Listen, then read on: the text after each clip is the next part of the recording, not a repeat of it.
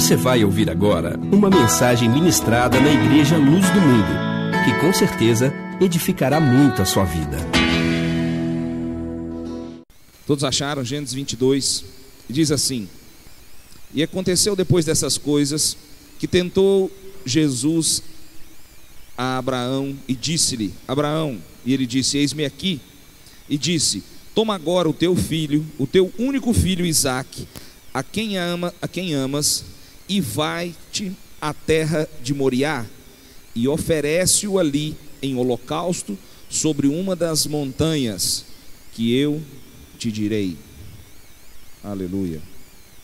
Primeiro eu queria te fazer uma pergunta. Você crê que Deus tem um plano a respeito da vida de cada indivíduo, de cada ser humano? Você crê nisso? Ou você acha que você foi um erro de percurso, Deus mirou mal, de repente Ele ia te mandar para algum lugar, a cegonha atrasou o voo, ou de repente você acredita que você está pagando alguma coisa, por isso que você voltou aqui? Ou você tem a consciência que Deus tem um plano ao seu respeito? Você é consciente disso? Amém? Glória a Deus. A palavra de Deus nos ensina que Deus tem um propósito na vida de cada um dos seus. E Deus usa desse chamado, desse propósito, para poder aperfeiçoar os santos, aperfeiçoar os filhos, para que se cumpra através de nós e em nós os teus planos. Amém? Estão comigo? Glória a Deus. Quando Deus chama Jesus, envia Jesus, né? Nós saltamos aqui a genealogia, mas se você começar a ler a genealogia de Jesus, você vai entender que ela para lá em Adão e depois em Deus. Deus tem um plano através da vida de Adão, a qual se vem de forma como o primeiro homem na face da terra, e ele vai fazendo cumprir o propósito na vida de cada uma daquelas gerações, até que chegasse o momento de Jesus. Deus tinha um plano a respeito da vida de Jesus, amém, queridos? Vocês estão aí comigo? Amém? Deus tinha um plano a respeito da vida de Jesus, e num determinado momento, Jesus é guiado, levado às águas do batismo, a qual João Batista estava ali já esperando. A voz que clamava no deserto anunciava que chegaria um momento que viria aquele que ele não era digno de desatar suas sandálias, mas que ele o batizaria. E aí chega o momento de Jesus ser batizado, o momento áureo da festa. Jesus vai às águas, e quando sai, desce sobre ele o Espírito Santo de Deus, em forma de fogo, em forma de pomba, uma forma corpórea de pomba, diz a palavra. E aquela presença de Deus através do Espírito Santo vem e traz esse batismo. A palavra de Deus diz que o céu se abre e ouve-se uma voz dizendo: Esse é meu filho amado, a quem alegra minha alma. Em algumas versões, a quem compraz minha alma. E logo em seguida, estava tudo muito bom, amém, irmão? Festa, batismo, derramamento do Espírito Santo, aquele mover, revelações. João Batista devia estar vibrando, porque havia cumprido o propósito a qual ele havia recebido uma palavra que ele faria aquilo. Mas aquele momento era um momento que tinha que dar continuidade num plano de Deus. E a palavra diz que Jesus, guiado pelo Espírito Santo, é levado ao deserto para ser tentado por Satanás. E ali foram 40 dias de jejum, 40 dias no deserto, sem comer, sem beber. Ainda por cima ainda tinha um bicho atentado lá para cutucar, né? Você conhece alguma história assim? A hora que você entra num propósito com Deus, que você resolve jejuar, que você resolve orar, você fala: agora eu vou tomar uma posição. Aí aparece alguma coisa, né? Para poder tentar. E dentro desse processo, Jesus, conduzido ao deserto, Satanás se apresenta a ele no momento mais difícil, no momento de fome, começa a fazer propostas a ele. E Jesus supera tudo isso e volta e começa o seu ministério, diz a palavra de Deus, descendo em Jerusalém, chegando ali, indo na sinagoga, e aí leem a Bíblia. Amém? Lá atrás, nós voltamos em Abraão. Um dia, Abraão recebe uma palavra de Deus, e Deus traz uma esperança ao coração de Abraão. Eu fico imaginando, muitas vezes, pensando, como que o eco, como que funciona o eco da palavra de Deus nas nossas vidas e na vida de muitos. Quantos aqui entendem que os tempos de Deus estão se afunilando diante dos sinais? Você crê nisso? Amém? Vocês já notaram? Eu não sei se é a mídia que agora divulga mais, ou se é o tempo que nós estamos vivendo. Nós estamos lá em casa com a pastora Edneia e o pastor Bruno, a qual a pastora antecipou uma gravidez, e o nenenzinho nasceu muito novinho, a nenenzinha, a Isabela, e tem sido uma batalha a cada dia.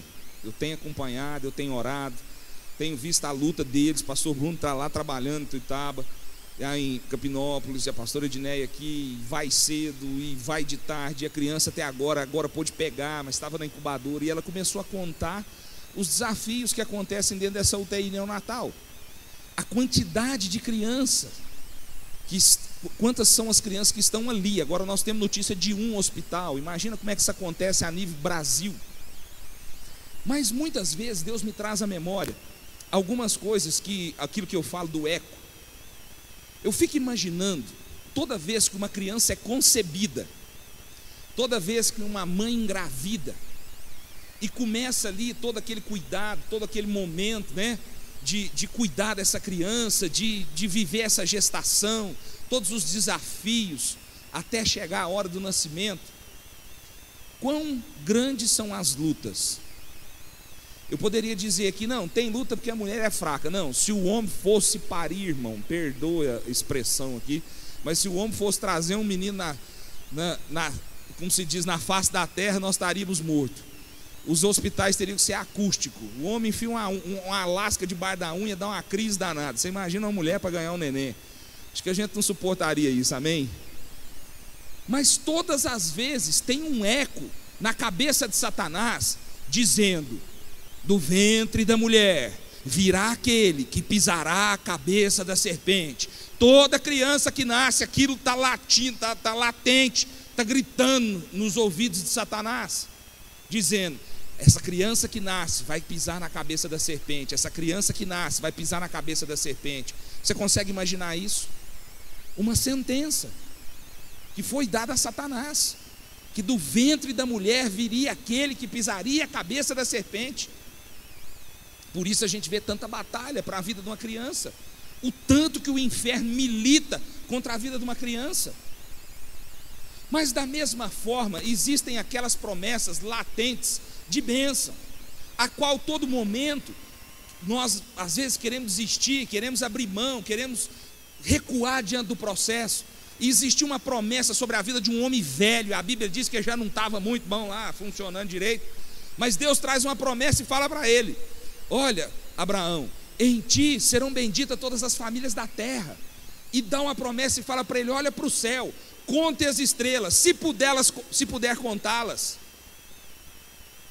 Então eu acredito que todo momento de frustração, todo momento de dificuldade, todo momento ali de expectativa que não se cumpria, Abraão poderia sair da sua barraca, lá da sua tenda, e olhar para o céu e ver as estrelas. E aí aquela promessa latente, dizendo: Abraão, olha para o céu, conta as estrelas, vê se pode contá-las.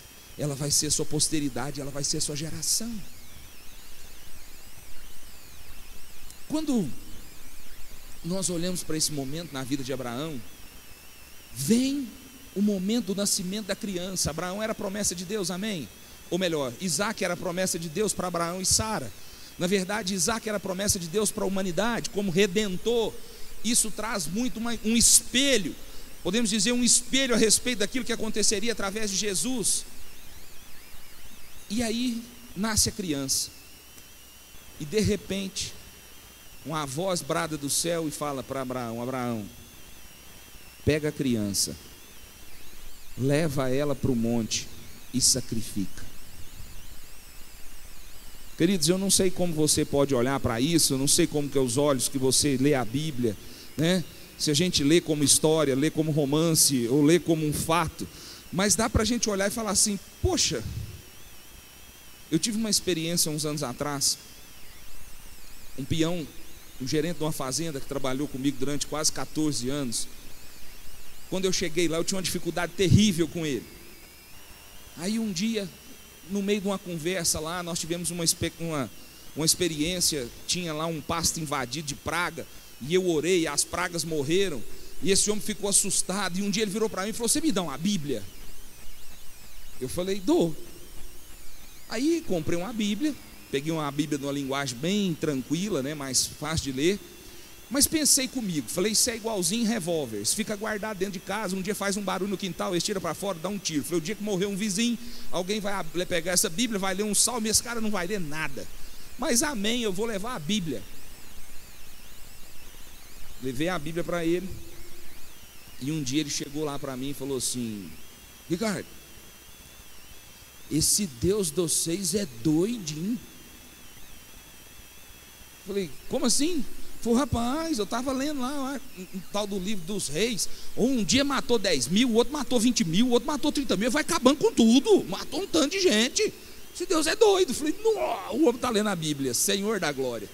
Corri lá, peguei um plano de leitura que eu tinha intercalado, que você vai no Novo Testamento, lê ali um capítulo de Mateus, volta lá no Gênesis, a criação, e eu falei: não, deixa eu te contar, você não vai entender desse jeito, lê por aqui, né? E depois ele me dava notícia da leitura. Eu acho que amenizou a expectativa dele em relação a Deus.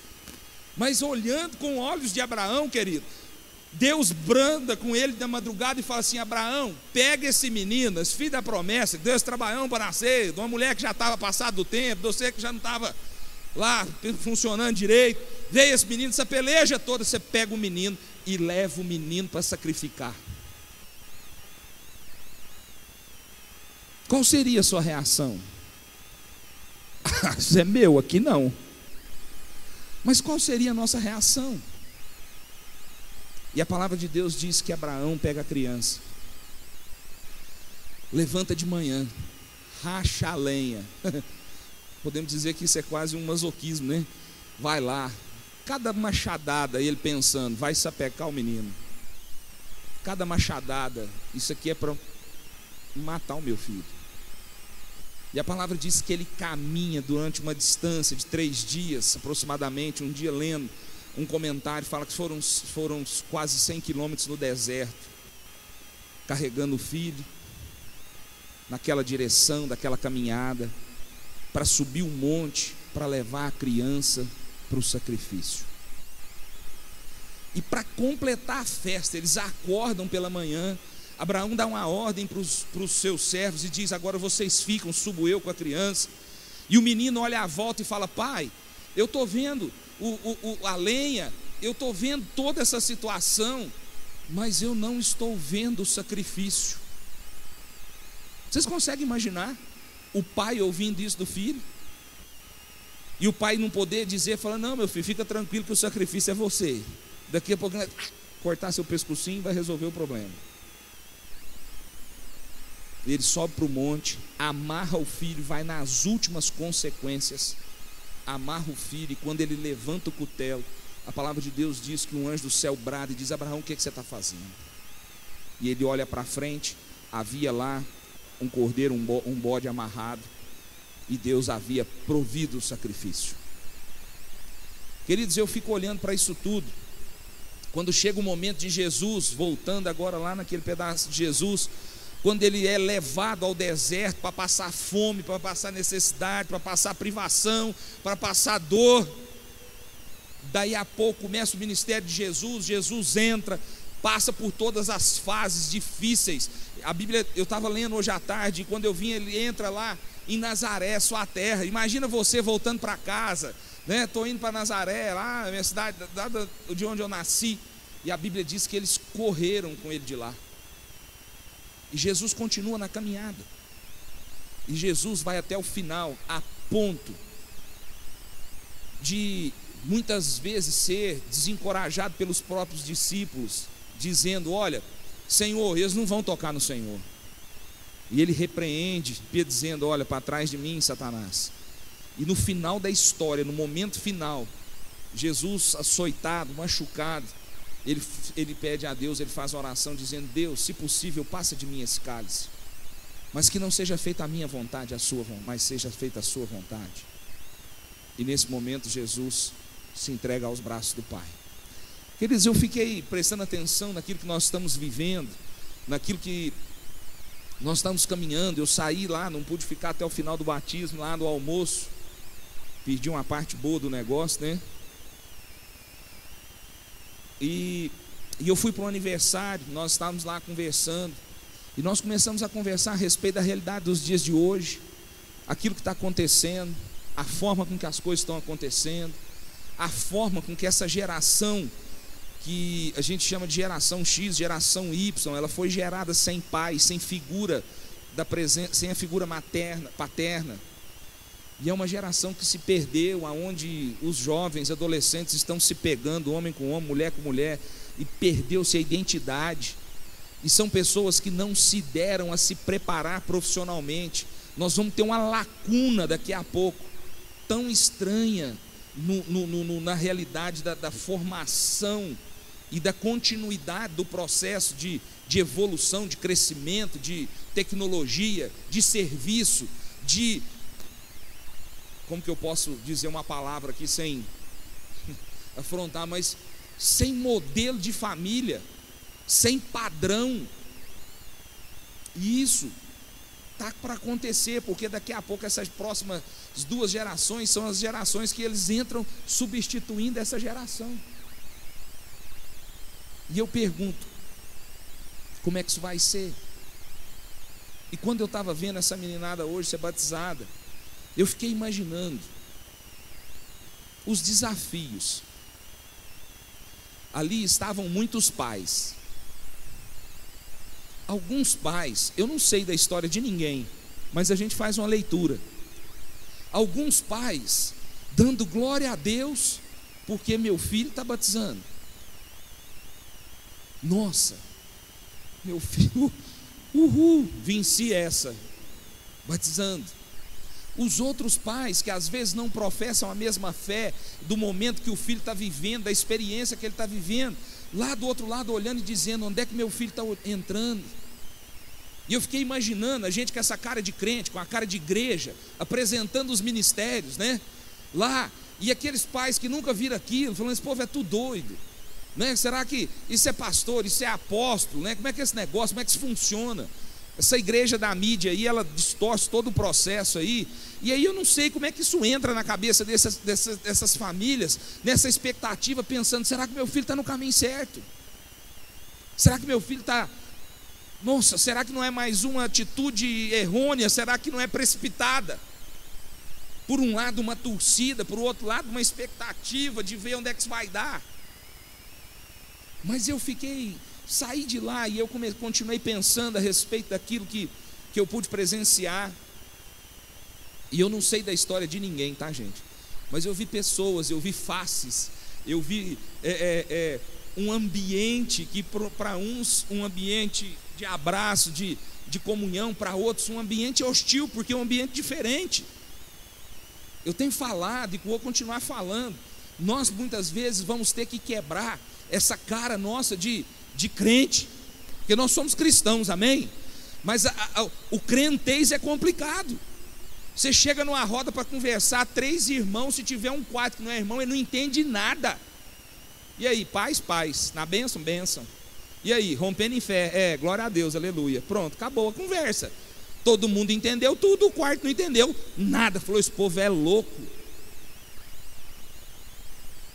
Isso está piorando. E nós vamos ter que arrumar uma forma de fazer com que as pessoas se acheguem sem ser afrontadas.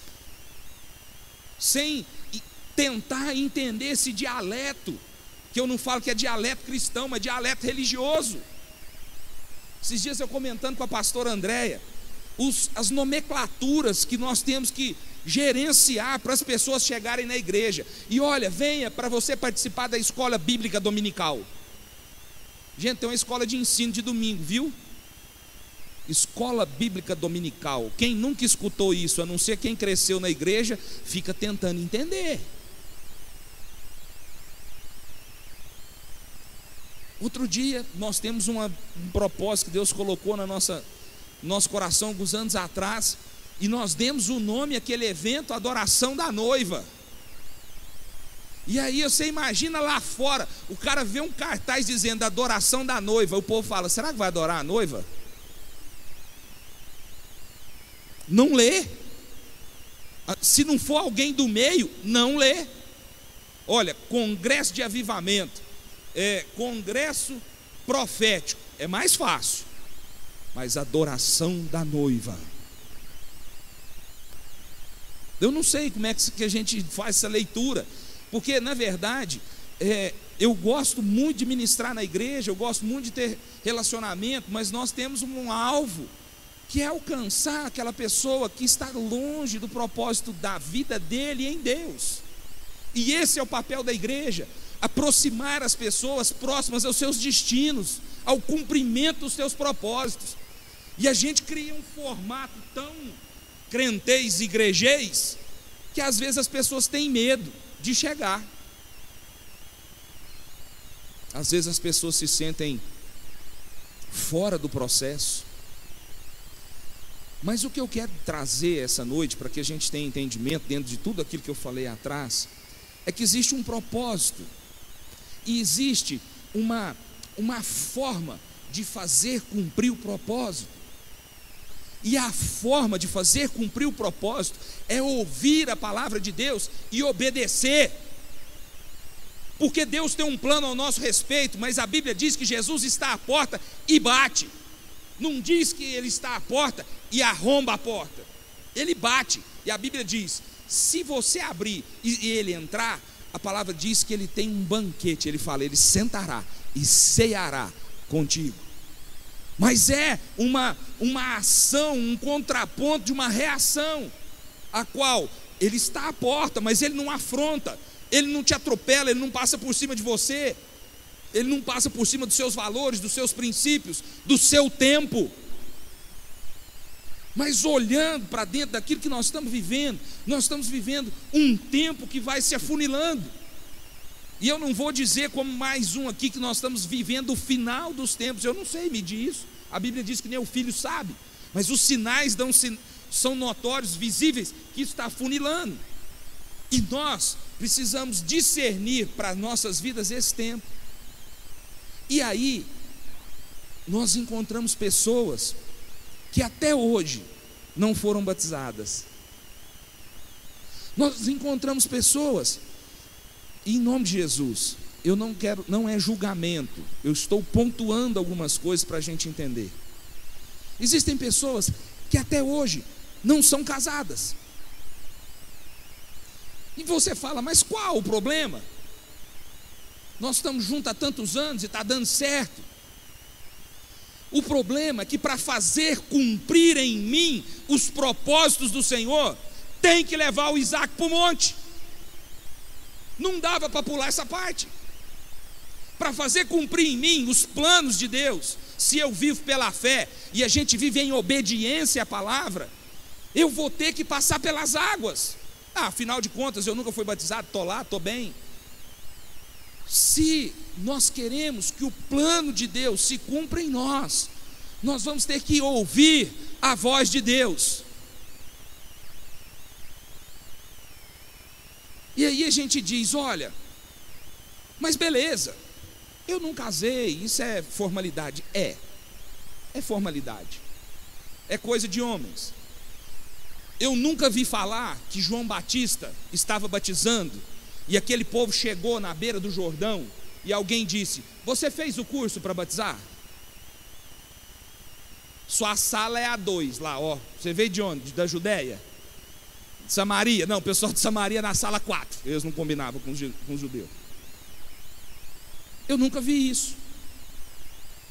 Mas hoje nós temos um entendimento que nós precisamos fazer com conhecimento e com entendimento, para que não se faça de qualquer forma. Porque cá para nós, se formos olhar para o batismo, ô bando de doido, nascemos em outra religião, já fomos batizados. Aí chega um momento que nós temos que ser batizados de novo. Por quê? Aí você pega alguém lá, põe dentro d'água, tem que sepultar a velha criatura, mas não sepulta, não é no túmulo, dentro d'água. Tem algumas coisas que não casam. Estou falando olhando de forma bem racional. Tem algumas coisas que não casam. Mas quando nós entendemos o propósito de Deus, é porque aí vem o conhecimento. E a palavra de Deus diz que o batismo é um batismo de arrependimento. Aí você fala, poxa, mas eu não sabia nem o que era quando eu fui batizado. Me batizaram quando criança, eu nem sei, derramar na minha testa, onde é que foi? Então vem um entendimento, a qual nós começamos a pensar, nossa, é uma oportunidade que eu tenho de reconhecer diante de Deus, e aí não é diante de homens, os meus erros e pecados. Então agora sim eu quero ser batizado, porque ali eu vou sepultar a velha criatura, é a oportunidade que eu tenho de nascer de novo. Aí não entra na conversa de Nicodemos, né? Como é que eu vou entrar dentro da barriga? Não é por aí. Mas é a oportunidade que eu tenho de selar isso de forma física e espiritual com a minha declaração de fé. Então agora eu vou às águas, e eu vou ser sepultado a velha criatura, e vai nascer uma nova criatura. E isso é um cumprimento, é uma ordem, é uma ordenança da parte do Senhor. E dentro desse propósito, nós vamos fazendo cumprir em nós os propósitos de Deus. Porque Deus tem um plano ao meu respeito, amém? Mas tem jeito de eu cumprir ele pelas metades? Tinha jeito de Abraão se tornar o pai da fé, se ele no lugar de Isaac levasse um coelho? Ele não seria o pai da fé? Em Abraão não seriam benditas todas as famílias da terra, porque ele não teria autoridade para abençoar. Para que ele pudesse abençoar, ele teve que passar por um processo, a se redimir diante de Deus em obediência, para receber autoridade, para fazer cumprir o plano dele na vida das pessoas. E não tinha jeito de contornar o Moriá, tinha que ter levado Isaac. Por isso é que tem que batizar. Você fala, eu estou casado há tantos anos, está dando certo, e lá fora a gente escuta assim, o dia que eu oficializar esse trem vai dar zebra. Eu quero te contar uma história, querido, que eu choquei com isso um dia. Você sabia que o filho concebido fora do casamento é chamado pela palavra de Deus um filho bastardo? E você dá de presente para o seu filho uma coisa chamada bastardia.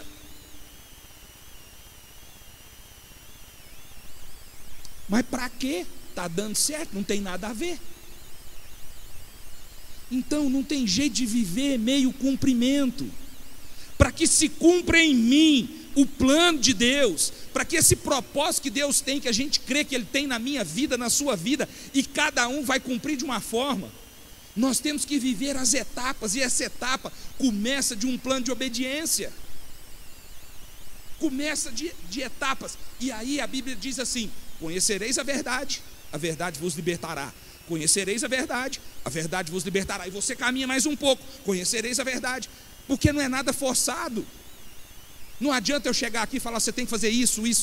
Falei, esse cara é doido, cheguei hoje. Não é assim. Mas nós vamos conhecendo. Conhecereis a verdade, e a verdade vos libertará. Primeiro passo, quebrei cadeia, quebrei grilhão. Agora eu vou para o segundo. Conheci a verdade a respeito daquilo que Deus tem a meu respeito. Eu dou mais um passo. Para quê? Para fazer cumprir em mim aquilo que a gente canta tanto. E a gente levanta a mão e chora, faz em mim o teu querer. Mas para fazer em mim o querer de Deus, eu tenho que viver o processo da ordenança, da obediência. Está entendendo? Quer desfrutar de bênção, entra no caminho da bênção, que às vezes tem sacrifício, que às vezes tem momentos penosos. Jesus era Deus. Imagina a conversa azeda com Satanás. Transforma o pão em pedra. Eu já falava: Senhor, aproveita que eu estou de jejum, consagrado, manda um raio na cabeça desse indivíduo aqui, ó.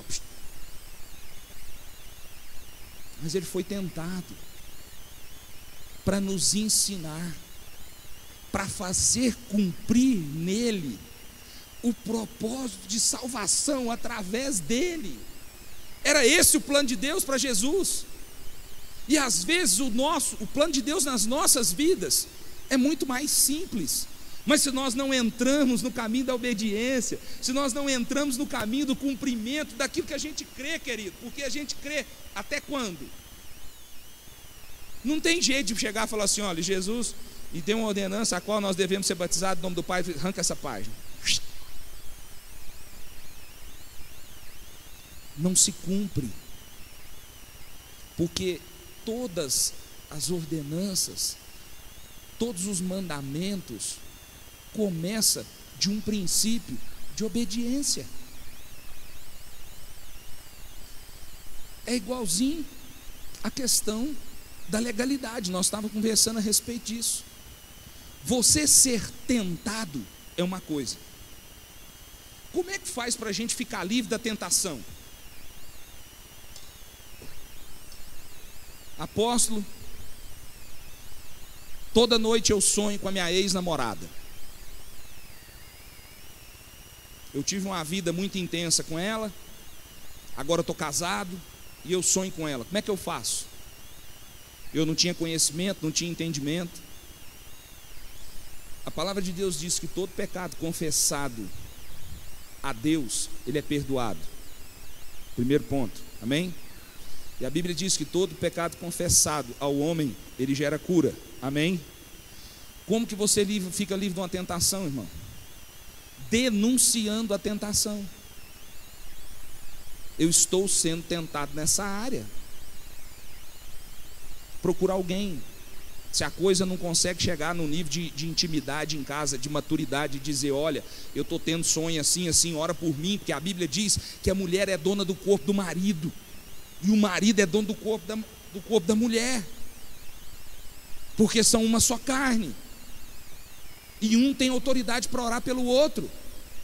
E quando a gente entende isso, a gente impõe a mão e agora ora e repreende para que isso cesse. Lógico que precisa ter maturidade, né, irmão? Você tem irmão aqui, irmã, se você falar: eu sonhei com a outra, ela despeja a casa na sua cabeça.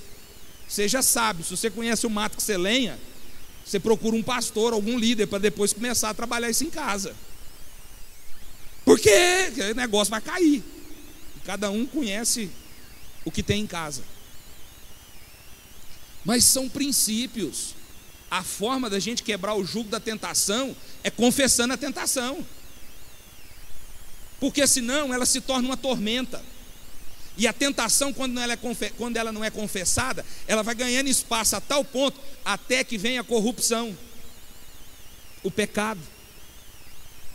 Porque a Bíblia diz que Satanás, ele não te induz a nada, mas a Bíblia diz que ele usa dardos inflamados, a qual ele vem te ministrando, ele vem te trabalhando, ele vem te conduzindo, até que você caia no erro.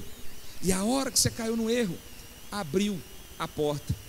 Eu falei: enquanto essa geração está brincando de menina beijar na boca de menino, e menino beijar na boca de menino, está tudo bem, entre aspas. Mas a hora que entra a corrupção, que há o fato da consumação do homossexualismo, vai carregar essa bagagem por muito tempo, porque é porta de entrada espiritual, para que demônios que agem nessa área possam tomar, porque para esse processo de rejeição há uma adoção espiritual, e depois da corrupção vai lutar a vida inteira contra esse sentimento, porque quando há corrupção, há legalidade. Eu até hoje, tem uns irmãos aí de vez em quando fica procurando brecha na lei, onde é que pode beber uma, né? Tomar uma cerveja, tomar um vinzinho, né? E aqui eu nunca encontrei algum lugar que diz assim: não beberás, porque serás castigado. Eu não achei. Mas a Bíblia diz assim: enchei-vos, não vos embriaguei com vinho, mas enchei-vos do Espírito Santo.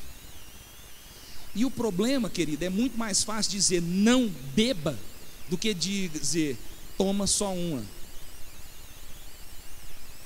Tem gente que consegue tomar um cálice, e tem gente que o cálice é a porta da entrada do alcoolismo, porque tem histórico familiar, porque tem peso espiritual, porque tem passado, porque já viveu isso, então não pode tomar nenhum, porque daqui a pouco está virando do avesso. Então, fazer cumprir em mim o plano de Deus depende de obediência e conhecimento de Deus, da palavra de Deus e de nós mesmos. Você sabe onde é que você pode ir? Você sabe muito bem aonde você pode ir.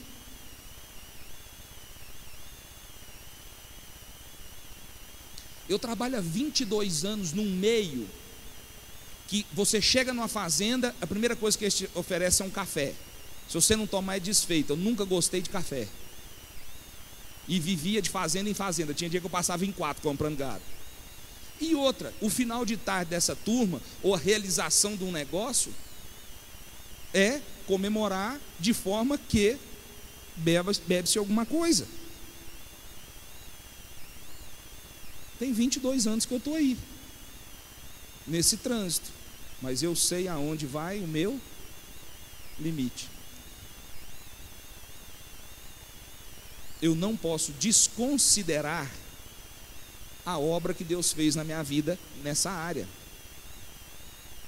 E quando a coisa afeta só um, tudo bem, mas e quando afeta a casa? Essa semana eu vi uma postagem aqui no Face, uma médica formada, exercendo profissão, 3 anos fora da família, julgada na rua, por causa de droga. Vocês acham que ela se drogou tudo de uma vez? Ela começou com uma concessão. Essa concessão abriu uma porta, e essa porta arrebentou com a casa. O fazer cumprir em mim o seu querer é entrarmos por porta de conhecimento e de obediência até que se cumpra os planos de Deus. Apóstolo, mas eu vou precisar ser batizado nas águas para me ser batizado no Espírito Santo? Não, queridos, eu já vi de tudo. Eu já vi gente chegar na igreja numa semana, na outra semana ir para o monte, já orei, caiu endemoniado, eu mandei o demônio embora, e levantei, o Espírito Santo falou, ora porque eu quero batizar. Na minha cabeça eu falei, não é essa a sequência. Orei, ele foi batizado. Então Deus faz da forma que quer, mas fazer cumprir em mim o seu querer é entrar num processo de obediência à vontade de Deus ao nosso respeito. Se Abraão atalha, se Jesus não vai, nós estávamos perdidos, porque havia perdição eterna. Se Jesus não resolve ir para lá, destruir, ter autoridade sobre Satanás, nós estávamos enroscados até hoje, escravos do diabo, sem ter como se libertar. Então eu queria trazer isso essa noite. Quando eu vi esses jovens hoje batizando, eu tive um entendimento profundo que nós precisamos fazer a cada momento cumprir em nós o propósito de Deus, porque às vezes as coisas não fluem do jeito que a gente quer, porque às vezes as coisas não andam na velocidade que a gente quer, porque existem etapas a serem cumpridas e a gente não cumpre. Tá bom assim, afinal de contas, pô, tá bom. Até quando? Até quando a gente conhecer a verdade e a verdade vir descortinando os nossos olhos? Até quando a gente conhecer a verdade e a verdade nos libertar? Até quando a gente entender que existe um propósito e esse propósito se cumpre a nosso respeito? Queridos, eu não estou dizendo que isso é regra, quero que você entenda isso.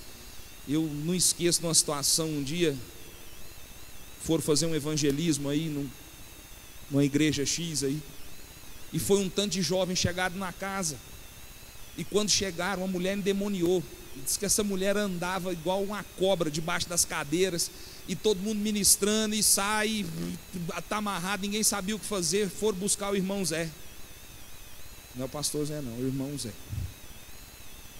E chegaram lá, o irmão Zé estava desviado, numa pinga danada, e não tinha solução, só o irmão Zé. Imaginei um bicho ministrando o outro, né? Sai você primeiro, não, sai eu, aquela conversa de tonto, né?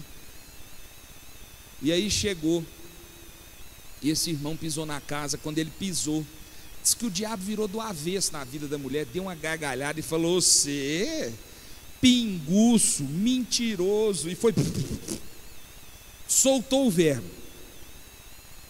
Diz que esse irmão curvou a cabeça e falou: olha, tem uma diferença entre eu e você, é que para você não tem perdão, para mim tem. E esse homem chorou e falou: Jesus, perdoa o meu pecado. Quando ele acabou de fazer essa oração, que ele levantou, o bicho já tinha vazado, tinha ido embora. Deus usa quem quer como quer. Deus usou essa situação para essa mulher ser liberta, e usou essa situação para o irmão Zé se reconciliar com Deus. Mas se nós queremos fazer cumprir em nós o querer dele, nós precisamos entrar dentro de um processo de crescimento, de amadurecimento, porque quanto mais polida a ferramenta, mais eficaz ela é. Quanto mais afiada uma faca, mais ela corta. Quanto mais preparada uma espada, mais ela funciona. Quanto mais preparados estamos, mais eficazes somos para fazer cumprir o nosso plano, o plano de Deus em nós, não o nosso. Mas para isso nós precisamos entrar dentro de um processo de obediência e fazer cumprir. Existem coisas que me chocam. Por exemplo, você pega alguém aqui, vem um profeta de fora e fala: eis que eu te vejo sendo missionário nos Estados Unidos, e Deus vai te levar nas Américas, e você vai ser instrumento de Deus na vida do povo. Joia. Passam 5 anos, a pessoa chega para mim e fala assim: apóstolo, eu acho que aquela palavra não era de Deus. Qual palavra, irmão? Já não estou nem lembrando, né, irmão? O que a gente entrega a gente não lembra, mas o que os outros entregou. Estou nem lembrando. É, porque Deus falou que ia me levar para a América, para ser missionário. Ah, que bênção, irmão. Mas deixa eu te falar, quais são os seus projetos? O que você está fazendo? Você sabe falar inglês? Não, apóstolo, eu não fui fazer o curso. 5 anos, Deus falou que ia levar para os Estados Unidos. Lá fala inglês. Como é que você vai ser missionário no meio de uma língua inglesa falando português, irmão? Como que quer que cumpra o propósito de Deus, que acelera o processo, se o básico nós não trabalhamos? Assim é no meio hoje profissional. Como é que nós queremos ser evidência como profissionais? Como é que nós queremos chegar e alcançar os lugares altos que Deus tem preparado para nós, se nós não fazemos nada para crescer? Como que isso acontece? Deus falou para mim que eu sou edificador de prédios. Querido, se você não for fazer engenharia, você vai virar mestre de obra ou pedreiro. Você pode até construir um prédio, o plano vai cumprir, mas se for, é engenheiro. Entenda o que eu quero dizer. Não estou menosprezando nem evidenciando um curso, não é isso. Eu estou dizendo que se nós queremos ser eficazes nos resultados ao qual nós empenhamos exercício físico, força e tempo da nossa vida, para atingirmos resultados, nós temos que entrar por um processo. E para atingir o processo de cumprimento do propósito de Deus na nossa vida, na nossa casa, nós temos que viver o processo. E essa meninada entrou debaixo de um processo hoje, que é passar pelo batismo das águas, que é aquilo que se faz quando a gente tem convicção daquilo que a gente quer. E aí vem as próximas etapas, vem os próximos desafios, para que eles possam crescer. Um dia, eu escutei, eu fui fazer o MMI para trazer o MMI para a igreja. E eles começaram assim: olha, tem muita gente que chega aqui sem problema nenhum no casamento. Falei, somos nós na fita, não deu prazo ainda ter problema. E aí me deram um paninho e me deram um pouquinho de caol. E aí falaram assim: tira a sua aliança. Falei: gente, mas ela está tão limpinha. Aí eu peguei o paninho e comecei a esfregar a aliança. Quando eu olhei para o paninho estava preto. Eu descobri que ela brilhava, mas que ela podia brilhar mais. E eu descobri que estava bom, mas que podia ficar melhor. E aí então nós começamos a entender os princípios daquilo que às vezes está bom. Eu não sei o que está bom para você. Cada um de nós temos um padrão de estar bom. Amém? Cada um de nós temos um padrão. Mas o padrão de Deus é excelência, é plenitude, é o melhor da terra. A gente só não vai desfrutar se não quiser. Só não vai cumprir em nós o seu querer se nós não quisermos. E eu queria orar por isso essa noite. Pedir a Deus que abra o nosso entendimento. Abra o nosso entendimento. Não tem jeito de fazer cumprir sem viver etapas. E essas etapas às vezes requer de nós sacrifício. Essas etapas às vezes requer de nós renúncia. Essas etapas requer de nós buscar conhecimento. Essas etapas requerem de nós viver vida de oração. Essas etapas. Olha, eu estava comentei um dia atrás, não tem preço você ter uma experiência com o Espírito Santo, ser cheio, batizado, renovado, orar em línguas, e você fala: isso é meu, isso é do céu, isso é de Deus, isso é de onde que vem? E de repente aquilo flui normal. Não tem preço você orar por alguém e Deus abrir sua visão espiritual e você ver as coisas acontecerem. Isso não tem preço. Mas para que isso se cumpra em nós, é necessário entrar dentro de um processo. E aqui também não vou eu de novo botando forma. Gente, Deus batiza quem quer, como quer, da forma com que quer. E às vezes derrama em gente que você fala: o sujeito está orando há 6 meses. Eu tenho um testemunho um dia do filho do Costinha que converteu. Diz que ele estava orando há 6 meses, jejuando, orando de madrugada. E tinha uma empregada na casa dele, que essa mulher, quando a coisa apertava, ela bebia álcool. Esse álcool de cozinha, 96%. E um dia ela escuta o barulho no quarto dele, chega lá, ele está lá orando, lá com a testa no vaso sanitário dentro do banheiro, de madrugada, clamando, já não sei quanto tempo, o Espírito Santo de Deus visitar. E ela bateu na porta e falou: o que você está fazendo? Ele falou: estou buscando o Espírito Santo. Ela falou assim: e eu estou sentindo de buscar ele também. Ele falou: então você vai lá para o quarto, não me atrapalha não, porque eu estou aqui há 6 meses, o trem estava para acontecer, você bateu na porta. E ele volta para a oração, de repente ele olha para trás, está lá a mulher esparramada, orando em línguas. E ele falou: o que é isso? Então não estou dizendo que tem forma, mas existe. Aí entra uma coisa: a disposição do nosso coração de fazer cumprir em nós o seu querer. Amém? Disposição de obedecer, disposição de fazer cumprir, é se entregar aos processos e à forma com que Deus quer fazer. Amém, queridos? Vamos orar por isso? Fecha teus olhos. Queria que você pensasse um pouquinho a respeito disso que eu disse. Pai, em nome de Jesus, eu quero colocar a vida da tua igreja diante do Senhor e te pedir, ó Deus, que essa palavra gere entendimento no coração de cada um. Deus tem um plano, mas cabe a nós dizer: faça cumprir em mim o teu querer. Que nós possamos refletir sobre essa palavra, Senhor. Que nós possamos meditar, identificar aonde nós paramos no cumprimento dos planos de Deus. Eu sei que em algum lugar muitos de nós estamos parados e parece que as coisas não se cumprem, parece que as coisas não acontecem, parece até que Deus parou de falar. Muitas vezes nós ficamos frustrados porque não vemos, ó Deus, o cumprimento das tuas promessas.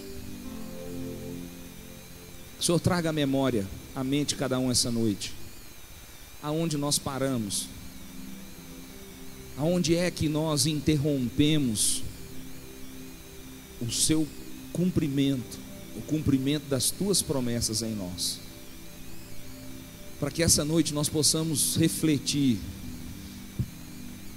voltar aonde erramos, corrigir, consertar, para que os teus planos se cumpram nas nossas vidas. Pai, eu te oro em nome de Jesus, que o Senhor nos dê força e coragem para dizer: Senhor, cumpre em mim o teu querer, seja feita a tua vontade. E diante dessa oração, dessa palavra, dessa confissão, nós possamos ver o cumprimento, o crescimento, o desenvolvimento, o resultado daquilo que o Senhor tem preparado para nós. E eu te oro e te peço por isso em nome de Jesus. Amém?